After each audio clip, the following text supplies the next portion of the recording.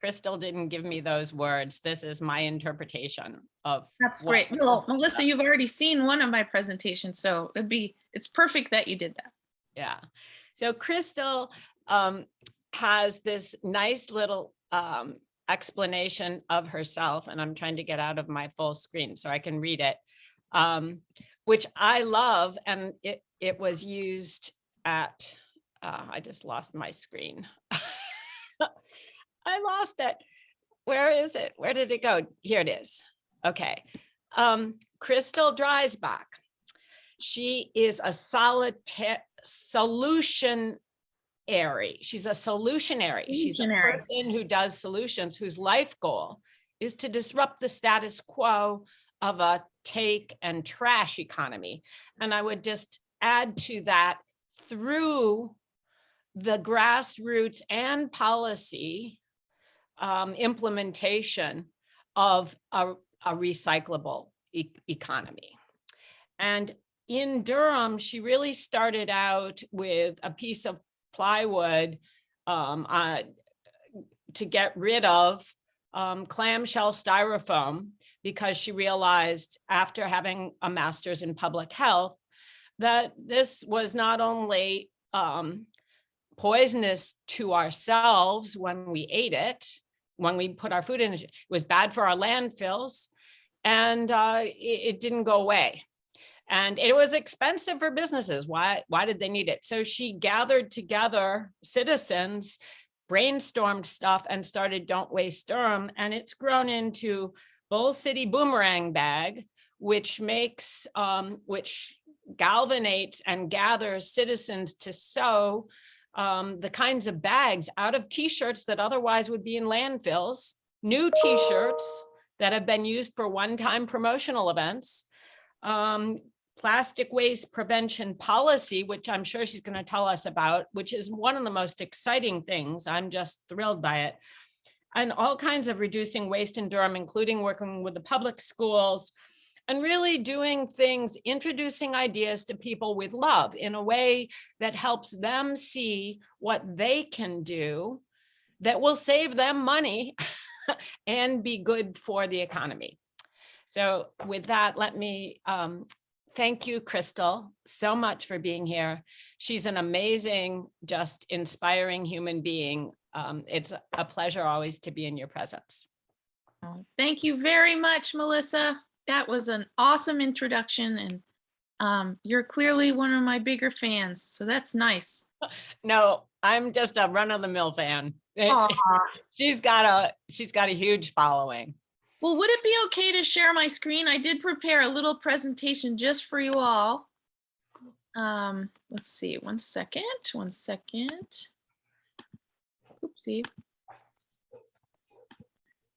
Going back to it. Here we go, Zoom, share screen, and bada boom, bada bing.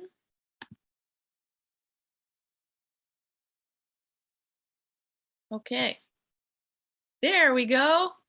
So I have a vision for Durham without waste. And, you know, a lot of times people say, oh, Don't Waste Durham. It's an environmental organization. But I don't really agree with that. And I think a lot of times environmental organizations are just sort of pushed to the side. You know, we have maybe more acute problems in the world, like getting people to not die of COVID and getting people fed. And those are really important. But a lot of times environmental things are just sort of like, well, that's nice to have, but not need to have. And I think everyone on this call feels differently than your average person. We know that global climate change is very important, and there are untold reasons why we should get rid of pollution and stop using bad chemicals and stop using as many of the Earth's precious resources and all of that. But I also think that Don't Waste Durham is much more than an environmental organization. So I stopped categorizing it as such. I think we are a social justice organization, and we really focus on, at the moment now, building more resilient communities through, you know, getting us off of the global supply chain and making our city more self-sufficient and keeping more money here and building more jobs and wealth building in our community that is so desperately needed. So anyway, with that, I always like to talk about that and also tell you how it all began. So as Melissa mentioned, I was working in public health research at the time and went out for takeout food one day in 2010. It was a really long time ago. And I ate out of a styrofoam container and thought, I remember vaguely that styrofoam is not good for our health. It wasn't a focus area of mine. I focused on family planning and reproductive health. But I started looking into it because I love reading research. And I read more and more about it. It's not just bad for people, individual human health, but also very bad for the people who manufacture it. And it's also really bad for local economies because styrofoam breaks down into the tiniest microplastics that make their way up the food chain. They actually take on the flavors of their surroundings. So they disguise themselves as food. And so everything from little minnows to ducks and everything, even the tiny microplastics of creatures we can't see, likes to ingest it and doesn't go away. And meanwhile, it fills up our landfills. And also just common sense, right? Like, why would you manufacture something to be used for 10 minutes and then throw it away? It just seems like, just from a common sense perspective, the more I read about it, the more I couldn't imagine why no one was doing anything about it. And why, if we have enough existing research evidence to show us that something is bad, why in God's name are we using it still? And so I went to one of my political mentors at the time. I thought maybe I'd go into politics, but I like what I'm doing much better. But she at the time told me, she said, and also I had written about 250 letters to restaurants that I liked and said, oh, you may not know this about styrofoam, but I just learned XYZ. And I would be even more proud to eat at your restaurant if you might consider a different alternative. Like, could you pick up the phone and call your distributor and just see what other alternatives they have to styrofoam? And one restaurant wrote back to me and they said, Crystal, we'd been considering switching to something else, but it was really your letter that gave us that push we needed and made a switch, and our customers are thanking us and we're getting even more business. And that restaurant then later became sort of a peer educator of other restaurants on our behalf, like you know what I'm saying? And I went to my political mentor and said, I think we can get styrofoam banned in Durham because other cities are doing this. Maybe California is thought to be way ahead of us, progressively speaking. But I think if anyone in North Carolina could do it, Durham could. And she said, take your thoughts to the Environmental Affairs Board of the city county. I'd never heard of it. Apparently she invented it 30 years ago before the environment was even cool. And so I approached them and got on their agenda and made a 10-minute presentation about why I thought we should ban styrofoam. And they said, Crystal, this is great. Would you consider helping us write the ordinance? And my specialty was policy at the time. So I was like angels were singing. I was like, this is fantastic. Like, everything I want is here. Like, I got this validation from a restaurant and now I can help write policy. I'm like, wow. So we created the Anti-Styrofoam Steering Committee subcommittee of the Environmental Affairs Board. It was some terrible name like that. And I co-chaired it, and we had all these people, and I advertised like anyone could come, and this subcommittee grew so big, it became a place where everyone with concerns about waste could come and voice their concerns, but then we could all do something about it, right? It was like an outlet that had never existed before. Because lots of people pick up litter and lots of people recycle, but no one had talked about how can we prevent this stuff in the first place. And they loved it because it just makes sense, right? And so someone finally said, 7,500 people okay, Crystal, maybe you should make your own organization. And I was like, well, I never thought about that. So I created Don't Waste Durham in 2013.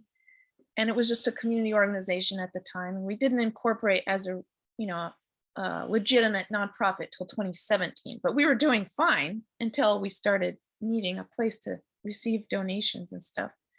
But we ran into some barriers with policy, like in North Carolina, you can't actually ban something in a municipality without having it approved at the state level. And you know how that goes in North Carolina. So I was like, I'm not going to be deterred. I think we can tackle this with innovation. And I had been thinking since 2010 about this scenario where why couldn't we use durable, reusable takeout containers instead of single use? And the customer, they could be branded and the customers simply take them back to the restaurant and then get $3 off their next meal. And then the restaurant could wash them and like, we'd never have to have all this trash. And some people said, oh, that's nice, Crystal, but no one would want to do that. Or they would laugh. And I submitted my idea to a magazine called Good Magazine. They're based out of Portland. You might know this magazine. They used to be a physical magazine. Now they're just online.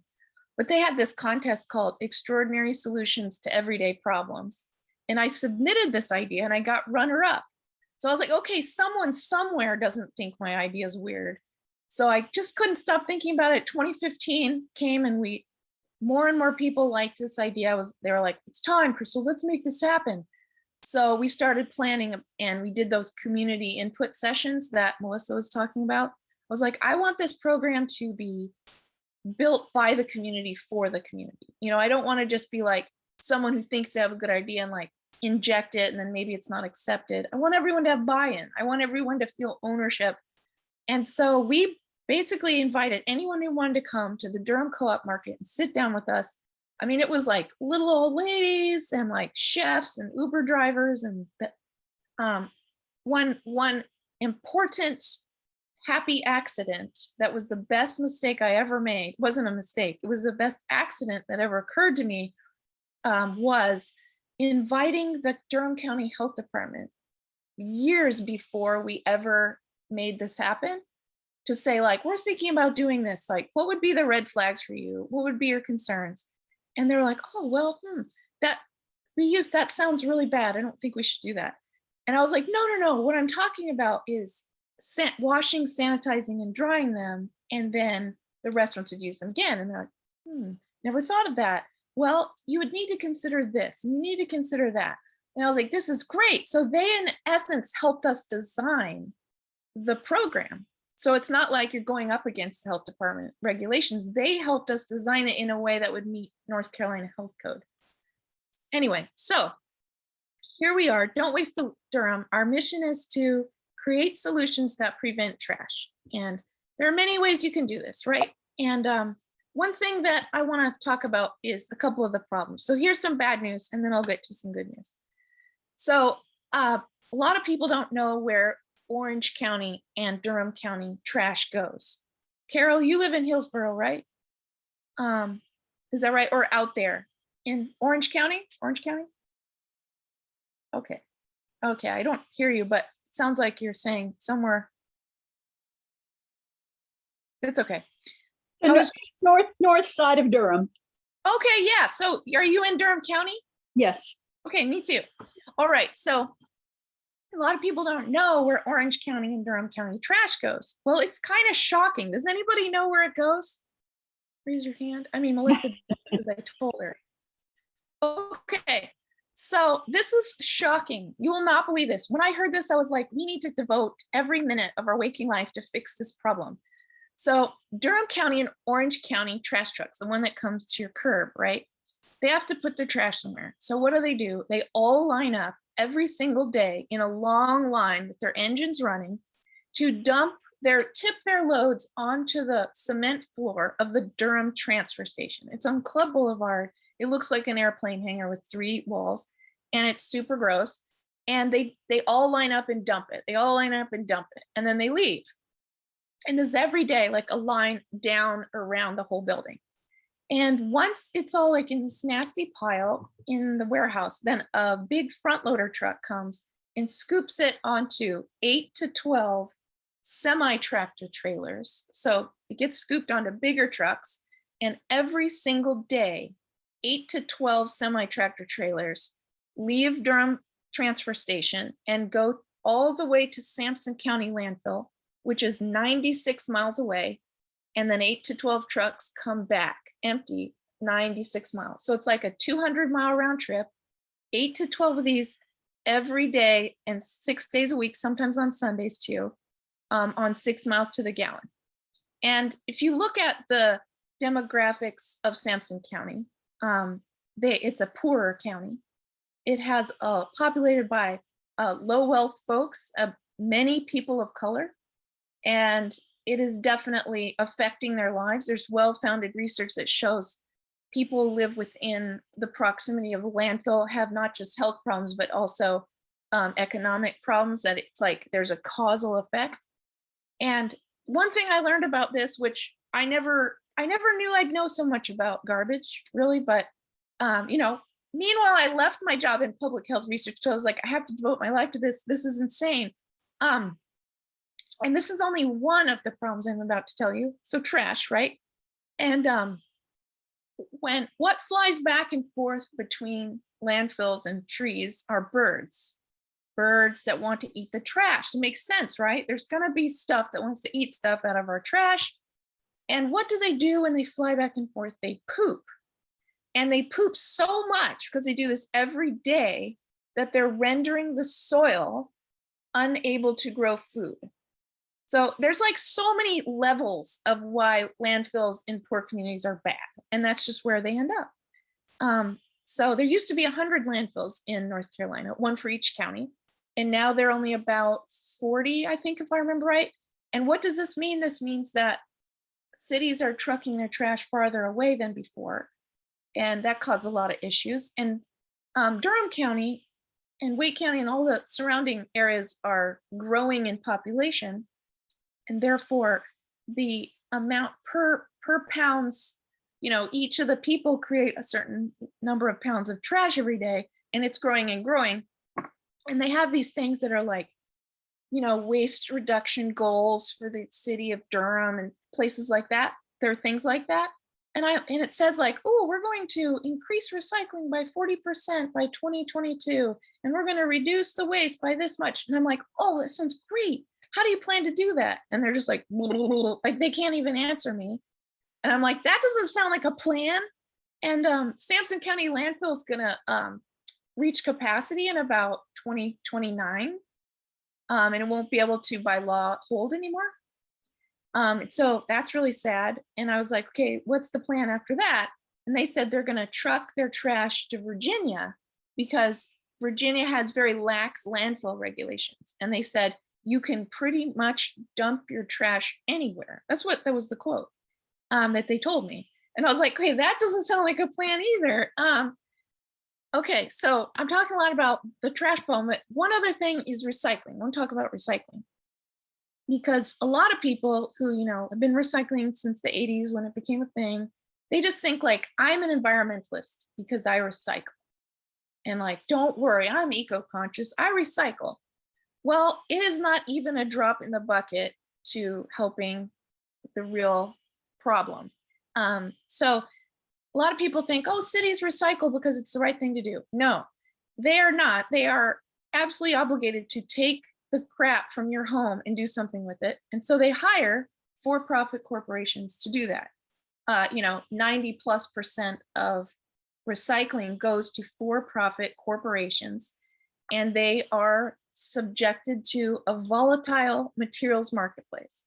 If, my friend Patrick at Sunoco, he says he runs his recycling plant. Sunoco is where all of waste recycling from Wake, Durham, and Orange County goes. It's over in Nightdale, probably kind of maybe near where Marie lives.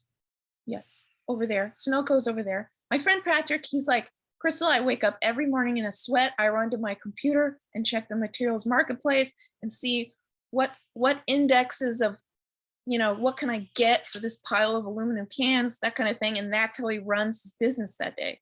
So it's not like, oh yes, what is recyclable? That is a BS word, okay? What the word to use is reliably recycled.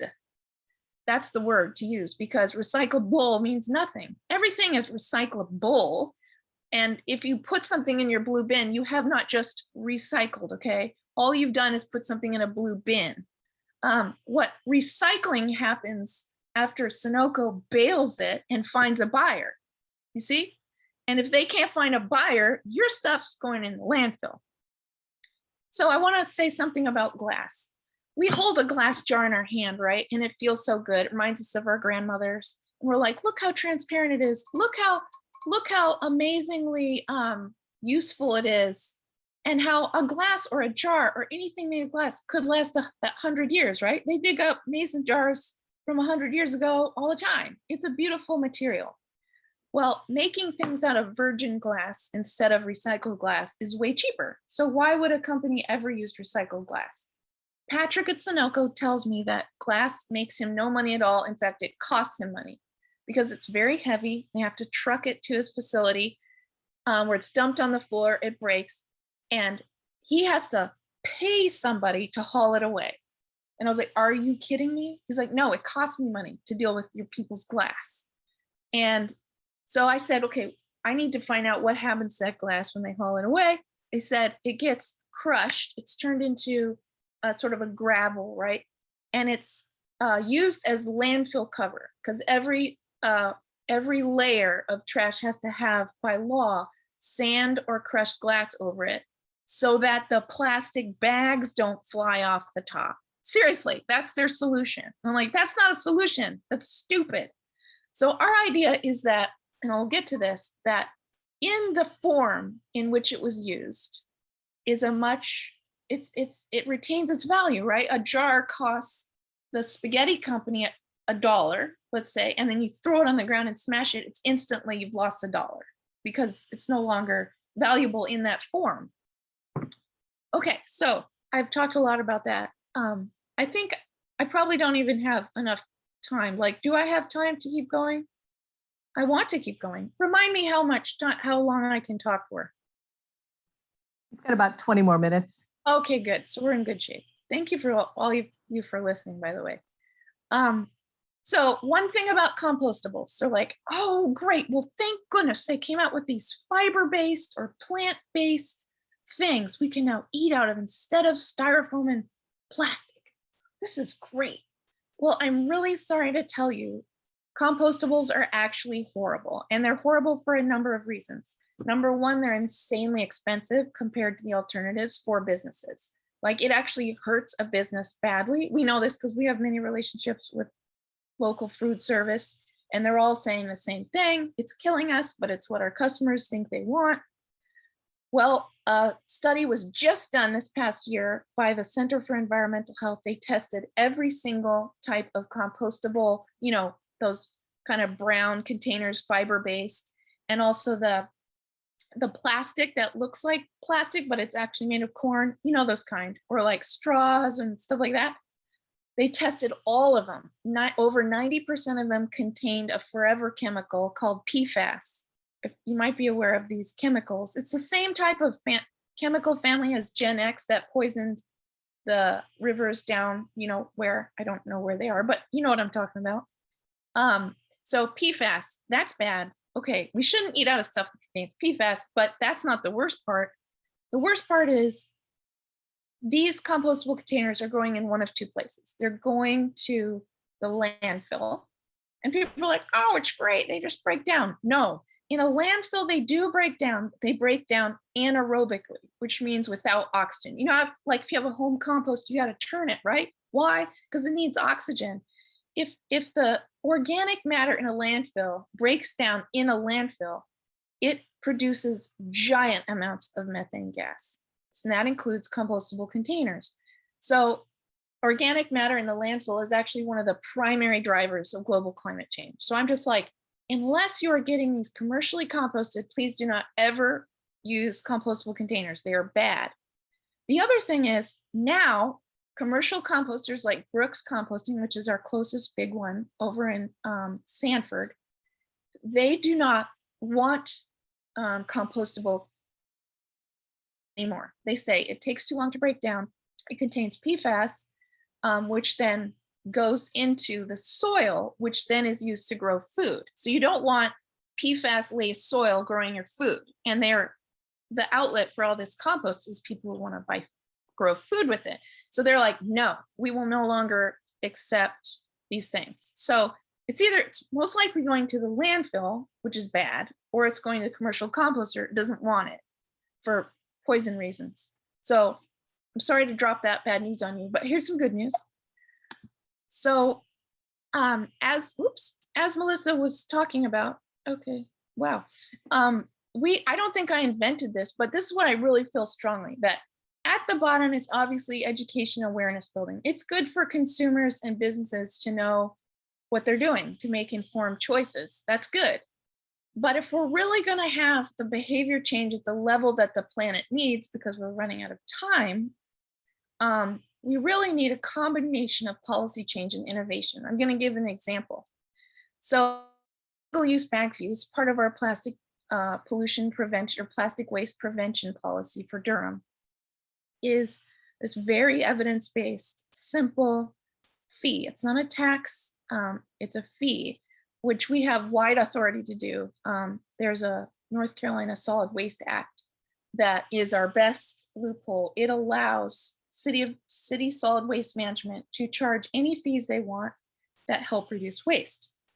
And 400 cities across the United States have bag regulations. Everybody there has gotten used to it, and their single-use bag usage has gone down by 85%.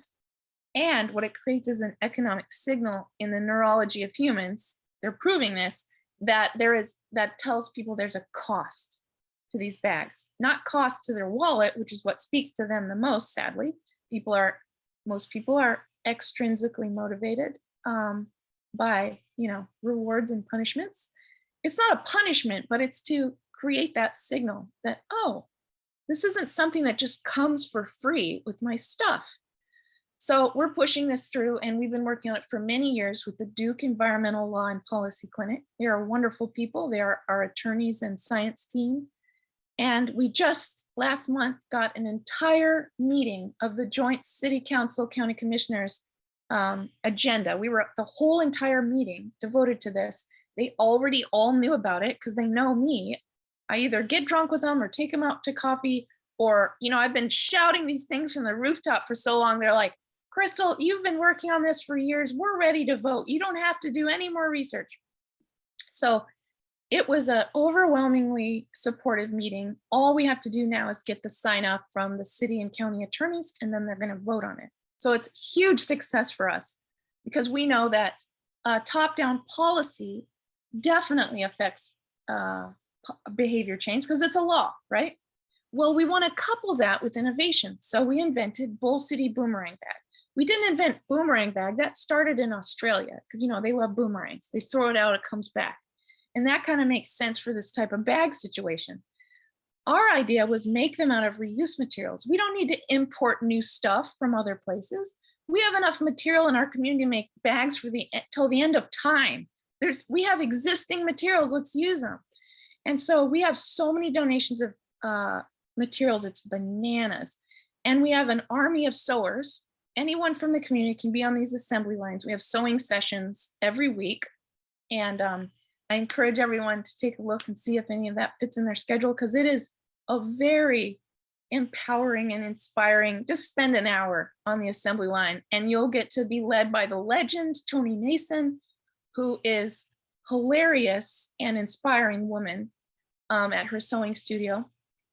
And we make them entirely from volunteers. We put our logo on it, Bull City Boomerang Bag, and then we stock grocery stores. Okay, so hold on with me for a second. Back in May, we started with Save a Lot grocery store, which is a very important grocery store in East Durham in a poor, lower wealth area, because they have kind of a lot of food desert. So it's a kind of a big place, big deal to them. They go to this grocery store. And the manager loves us. He was like, look, I go through 10,000 plastic bags a week, and it does cost us a lot, and it seems super wasteful. And everywhere around our community is these bags that we've caused. And they're just littering the streets and clogging the stormwater drains, and it's a mess. So he loves this concept. So we just crank it out. We make as many bags as we can, make them. And the people love it. The shoppers love it. The manager loves it. The people who make the bags love it. And we invented this rotating dispenser, and we put it at checkout so people can choose if they want to have a plastic bag, sure. But when we have a stock of these bags, people take them, they can use as many as they want for their groceries. They can keep them if they want, or they can bring them back to use them again. We believe everyone deserves a free and equitable access to reusable bags. Like, this is not a thing for rich people, right? It shouldn't be made that way. Like, the people who've been reusing since the beginning of time are people in developing countries because they're on the up and up about resources, right? So let's make this an equitable thing. So then we've since expanded to 3 other businesses who use these bags. And we hope that someday, I put this in the policy recommendations. We have a 48-page white paper, by the way, that answers every single question and concern that our entire community and policymakers have ever had. And the policy recommendation I slipped in there was a sneaky but very profound thing. I believe that that city solid waste departments need to evolve. They have been doing the same ding dang thing for a long time, taking trash away from your household, maybe recycling since the 80s, not doing a super great job. And then some cities who are very progressive have composting pickup. Well, I believe, and I've thought this for at least 10 years, that reuse should be a municipal utility. So one of the next things we're going to be doing is municipal pickup of reusables. And I'll tell you more about that in a second. But the idea is that we have receptacles, return stations all over town for the things that we need back that are part of our reuse programs. So in the phase 2 will be people can, like you and me, who have way too many reusable bags in our closets, right? We can donate our fabric ones and put them in these receptacles. People can bring these boomerang bag back if they want. We'll wash, sanitize, and then restock the grocery stores. So there's never any excuse. You don't even have to remember to bring your bag. They're there in the store. So you can choose to go without a bag. You can choose to bring your own bag. You can choose to pay 10 cents for a bag, or you can take a boomerang bag. Ain't no excuse. Okay, so next, we do some other, like I said, the Plastic Waste Prevention Act. We do a lot with Durham Public Schools. I'll get to that in a minute. And then we actually helped write HB 1119, a statewide food waste prevention act for North Carolina, which we're going to get it passed one day, trust me.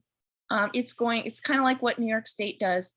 It will make it illegal for edible food to go into the trash by, large, like schools, hotels, catering businesses, corporations cannot put food in the trash. It has to get funneled to partnerships with folks who can get the food eaten now, or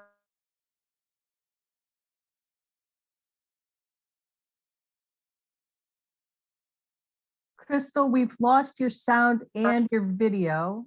Can you turn off there we go, you're back. Okay, I'm back. I can turn off my own video. No, I shouldn't do that. So reducing waste in Durham schools. You will not believe this. Durham Public Schools does not recycle, but we are helping them since 2013 get down to the bottom of this. So what I always think of when there's a problem, there are barriers, right? And you have to figure out what those are, because every level, there's tiny barriers, there's big barriers. And some of it has to do with relationship building, all the way to things being a law. Like there's so many different types of barriers. We want to identify what those barriers are and slash them down one by one. Sometimes it's just somebody's not aware of something. Sometimes someone needs to be convinced of something. Sometimes you just need to take someone out for coffee and like go heart to heart with them. But what we've done after 5 years of advocacy and relationship building is convince Durham Public Schools that like we've been telling them this stuff, but they haven't believed us till now. So we are helping them create a functional recycling program. They have deputized us to help them with the RFP process for recycling hauling, which doesn't sound very sexy, but everything comes down to these contracts. It's how you either incentivize or de-incentivize waste. And they're letting us do it, and we're working together with them. And also, finally, Durham Public Schools, after the pandemic, is now feeding the children in the classrooms. There's no more lunchrooms, right? Or they're eating outside, hopefully. But that means they're not using trays anymore. They're using styrofoam clamshell containers. And the Durham Public Schools uses 25,000 of them a day. That's right, a day. And the director of child nutrition services tells me he's having a hard time sourcing those because there's not that many disposables left on the market. There's a supply chain issue. And if he can find them, they're like 10 times the cost. So he said he was going to go into the warehouses of Durham Public Schools and go get the old styrofoam trays that they used before the pandemic, put the food on it, and then wrap it 5 times with saran wrap. And I said, please do not do that. And then the head of custodial services said they used to have trash pickup on Tuesdays and Fridays, but now since the pandemic, they have to have trash pickup every day. All the haulers have to come every day because they can't stuff any more trash into the dumpsters, even with compactors. They're compacting and they can't. It's like crunch and like it's flying everywhere. It's horrible. They said, Crystal, are you saying that if we purchase a set of durable reusables, that you will pick up, wash and deliver, pick up, wash and deliver, and we won't have any trash and we won't have to buy any disposables? And I was like, yes, that's what I've been telling you. And they're like, oh my God, we get it now. And so, it takes economic things sometimes to kick people in the butt, but they're now allowing us to pilot it in one school this school year. So we're going to do it at Lakewood Elementary School. And then if all that goes well, we'll expand to 2 high schools, and then hopefully, wish us luck, get the contract for all 54 schools. So that's pretty damn amazing. So my idea is that 10 cents fee from all the bags will go into a line item, either with Durham County Solid Waste Management or the city, so that they can add reuse and evolve to include prevention, not just mitigation of people's waste, right? It just makes sense. Like if you think, okay, how do we manage waste? Part of it should be prevention. Hello. And so I think that 10-cent fund could then go to fund a position to manage contracts with organizations on the ground that are already doing prevention of stuff to the waste stream. So that's my sneaky way of trying to get them to evolve. So wish us luck. But anyway, we also launched Green to Go in 2017. That was my thing I invented in 2010 in my head. We launched with 32 partner locations. We have now over 700 paid subscribers that check out and return containers, kind of like a library, right? You don't get to keep the books, but you get to check them out and turn them in, check them out. It's the same idea. We're now calling it, we just coined a new phrase, we think, community-owned packaging. Because if you have durables circulating in a community instead of crap coming from outside and then crap leaving, you're going to build resilience in your community. You're going to reduce your consumption footprint. You're going to lower your carbon emissions. You're going to create jobs. Like, it's a thing, and it should be what we prioritize, supporting a hyper-local economy by getting rid of single-use packaging. I know it sounds like a small thing, but packaging is now, I haven't read the thing, but they just came out with a webinar and a new report about how packaging and a circular economy for packaging is going to help us meet our climate goals in a big way. Like, you think, oh, helping the climate, I'm going to ride my bicycle, or I'm going to drive my Prius today. No, that is great, but we also have a relationship, every one of us, with the things we buy and consume and use. And so that is a thing that's also part of this. So just how it works really quick, we have an app that allows you, just like a library card, to check out and return containers. So you go, you have a membership, it's really inexpensive. It's only $25 for a whole year. So it's like nothing. You just download this app, you get privileges to check out things, go to your restaurant, that's Green to Go. Hey, I'm a Green to Go member. And they're like, woo, good for you. And then they pack your food in that, take it home, enjoy it. And when you're ready, we've built this infrastructure, that's keyword, infrastructure that's required for reuse, right? What's the infrastructure required for trash? A trash can, yuck.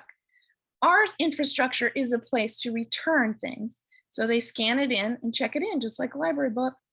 Then Karen and Devin come around with their trailers and their bicycles, and they make their routes and pick up everything with their bicycle from all the return stations. We have like 40 of them now across the city. You can find them on your app to find your favorite that's closest to your home or whatever.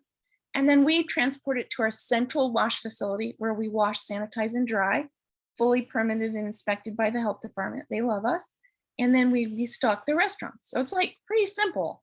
It's pick up, wash, and delivery. But to do that, you have to have different infrastructure than with trash, right? You got to have, I mean, reuse takes labor. But as Miss Melissa and I think, it's a lot more fun than trash because you're having human to human encounters. You feel like you're part of something bigger than yourself, which, as we all know, is part of like human happiness, right? We want to believe that we're not alone, that we're all working together. And so the app will tell you like, here's how many containers you've helped keep out of the landfill, and here's how many the whole community has. And so like just gives you these good feelings, right? Not everybody's motivated by that, but some of us are. Okay, so that's green to go. So I was talking about technology, infrastructure, and very simple supply chain. Like, look, we've been doing supply chain for a long time. The world knows how to do it. It's not that hard. It's pick up, wash, and delivery. There's some storage involved. There's some transport involved, but like, it's pretty basic. It's not rocket science. So we've done some new additions. We opened Green to Go wash services, which help us not only service restaurants, but anyone who would like to switch off disposables. And it doesn't have to be our containers. You name it. Maybe you have a set of 50 coffee mugs for your office. We'll pick up, wash, and deliver and make sure you always have your stock so that you don't have to be like, who's gonna wash the dishes? Nobody wants to do that. Just let us do it.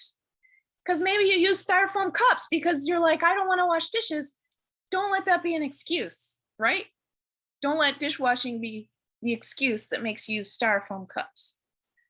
So Green to Go Dinner Club, which is a whole thing I won't go into, but it's really, really righteous. It keeps money in our community.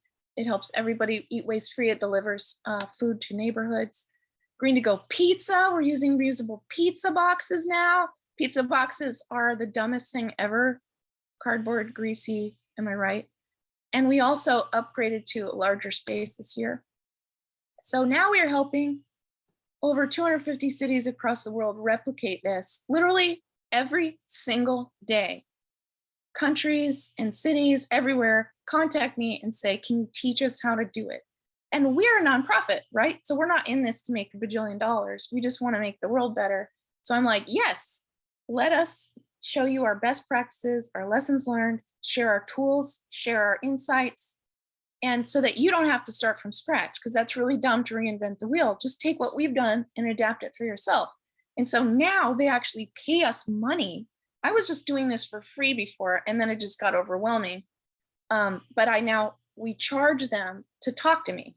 So it's pretty cool. Now they have to swipe their credit card before they can book time, which like totally makes sense. But I was just like, no, the information must be free. But now people are like, no, that's our knowledge assets, Crystal, and your valuable time. So anyway, like I talked to the island of the Bahamas the other day, and they're like, look, we're an island. We don't even have recycling. We just have this trash pile in the middle of our island, and this is ridiculous. We need this. Help us. So we're helping them. I mean, like Hong Kong called us. And I'm like, whoa. Okay, that's kind of a big one. I don't know. Y'all do a lot of disposables over there. Sydney, Montreal, San Diego, Cincinnati, everybody calls us, and we help them in different ways. So how are we doing on time? Maybe we're wrapping up, but this is the recirculation project. We're in our third pilot phase of the recirculation project, proving slowly by slowly, proof of concept that what I'm talking about isn't crazy. So we actually RFID and Bluetooth tagged a bunch of reusable items and commingled them in the blue bins in one neighborhood with people's recyclables, followed their journey to Sunoco, where they went into the hopper up the conveyor belts, and we were able to recover our containers and sort them off the line. So that's just the itty bitty first part of, is this logistically possible for the existing recycling industry? We don't have to build a whole new system. Let us please adapt and evolve our existing systems. Could we use it to accommodate a societal shift to reusables? So pilot one, check. The second one was a value chain analysis. Would there be enough income coming in, revenue coming into Sunoco for them to want to do this, right? Like all the people who want their packaging back, would they give Sunoco enough money to make a recycling industry into a redistribution facility. Instead of smashing stuff up, bailing it, and trying to sell it to foreign buyers, would they be willing to take income from the city and create piles and sort these things? That's what they do best, right? They collect and sort.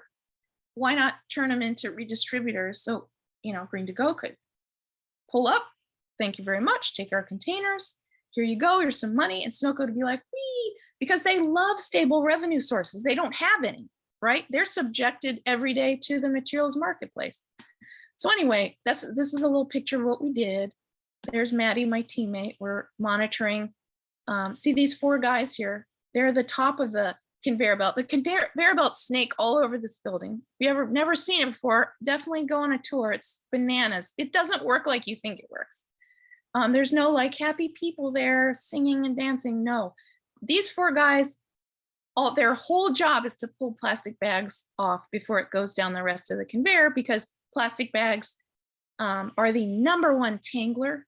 Plastic bags should never go in the recycling, but everyone bags their stuff and puts it in, and that like creates a nightmare. Every time they have to shut down their machinery to pull out plastic bags that are clogging the cogs, it costs $40,000 for them to get the repairman to come out and get the machine started again.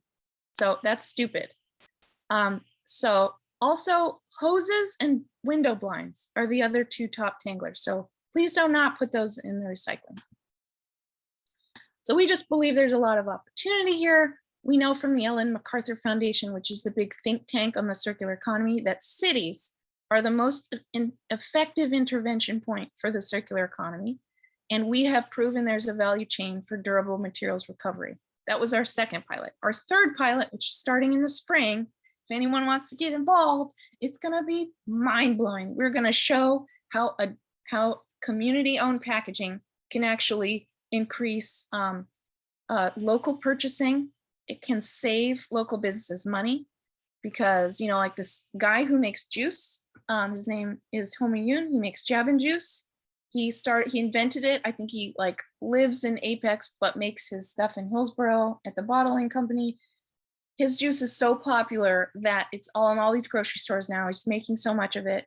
And he's like, Crystal, it costs me more to order these bottles from China than it does to make my juice. And I said, Homi, we can change that. We can sell these back to you at 50 cents after we've washed and sanitized them, ready to bottle again. He's like, that would mean everything to me. So we're going to show that it's possible and mimic what it would be like if municipality picked up reusables. That's what this pilot #3 is going to be. And we've already gotten like showcased at the EPA Recycling Innovation Expo, which is like very selective. We've won some awards for our first pilot, and we think this is going to be something highly replicable. I won't scare you with this. Please do not be scared. I'm just trying to show in as simple a way as I can what the heck I'm talking about.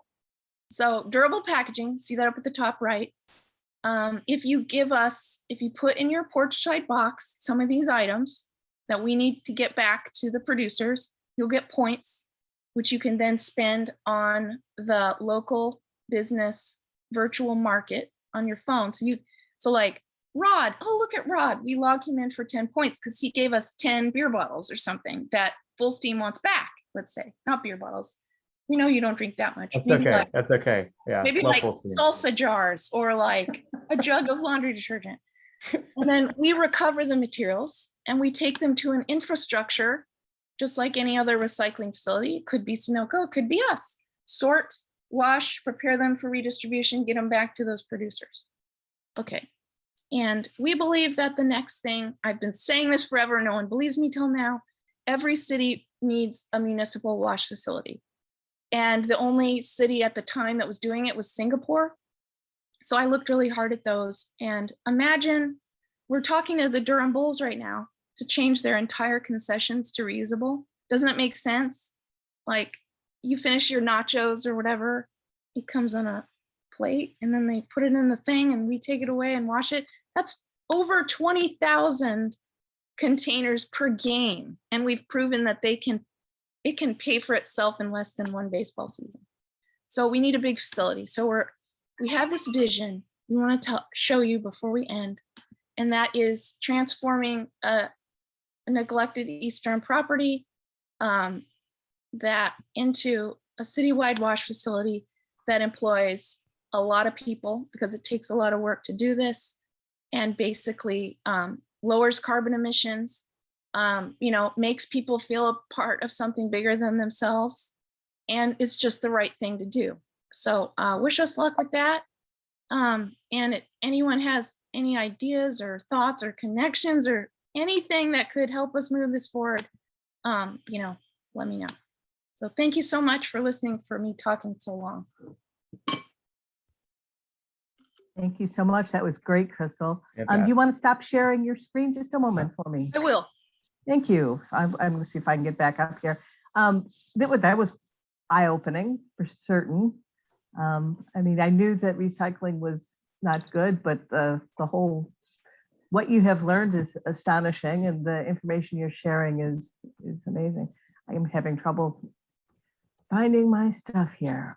Yeah. Okay. Everything I'm talking about is at don'twastedurham.org. So even the sign up Good deal. boomerang bags and more information about everything is there. Thank you, Rod. So, Melissa, you're up.